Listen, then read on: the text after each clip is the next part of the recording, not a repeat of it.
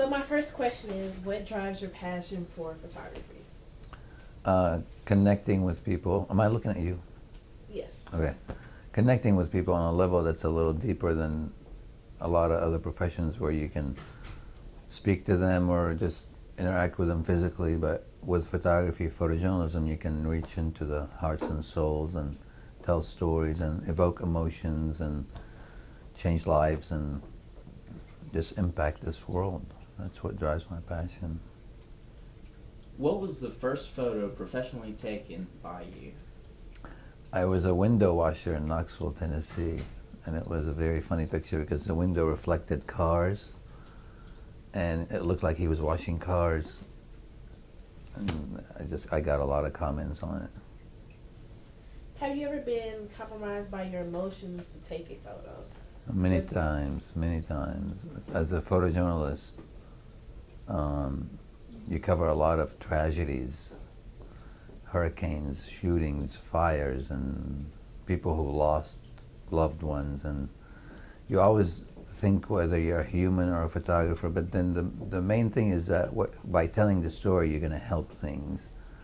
If an earthquake happens and there was a building not built to proper specs and people died, you telling that story will make a legal system harder on the people that are building buildings with low specs. So hence the cycle proves that your work is changing things for the better, but always you're evaluating, gosh, do I need to show this woman crying because she lost her baby? I mean, that's always tough. So is there a photo that you will not take? Absolutely. If I have to help somebody first or take the picture, I'm going to help. And I hope I remain human before I'm a photographer. It's whether my photograph is more important when it told the story than helping at the instant of the event. But yeah, I have skipped many photographs that would have been really good photographs. All right. It's been noted that you're not only a photographer but a poet. What is the correlation between the two? How did you know that? Your website. Okay.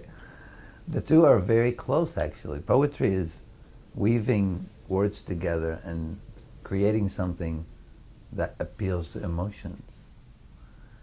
Photography, you're weaving a scene together and constructing it and reinterpreting it through the camera to evoke emotions. Very similar, but just using different mechanisms. Tell us about the first photo that you ever took that inspired your career, that you took where someone else has taken. That photograph of Eugene Smith in Minamata, Japan, Eugene Smith died of cancer. He was affected by it from being in that radiation. When he did this story, he photographed a baby being bathed by his mother, and that photograph is in my mind just about every time I photograph. It's very, very powerful. All right. How do you balance your personal life with your career? I think you should live your life and work your career. I think balancing is a misnomer. I think if you try to give each a certain part of you, each part is going to lose. To me, I live my life 100% and then I work, and my work happens to be something I love, so neither part loses. What picture or are you most proud of that you've taken? I love this cover on my magazine, For Love, a little plug. Please don't edit that out.